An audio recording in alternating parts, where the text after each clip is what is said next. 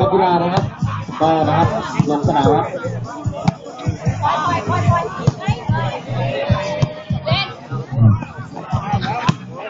แพ้เลยครับตัดแพ้เลยทีนี้ครับตัดแพ้เลยไม่รู้เรื่องเลยครับถึงว่าไปไหนไม่รู้กับเขาแล้วนะ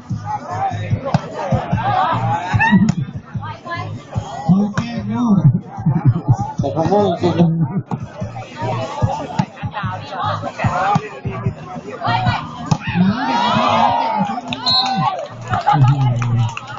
ตั้งใจได้ครับจับตั้งใจไว้หมดแล้ว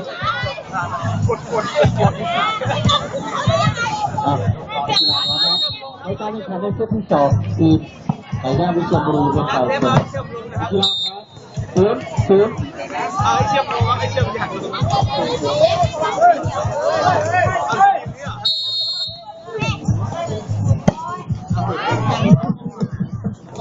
เอาใหม่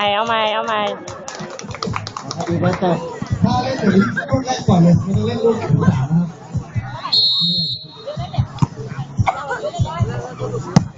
0-1ระวังอันนี้มากแล้วต้องค่อยๆเล่นเรียบร้อยมายังไงครับโอ้โหเตะกันเยอะเลยออมครับออมครับ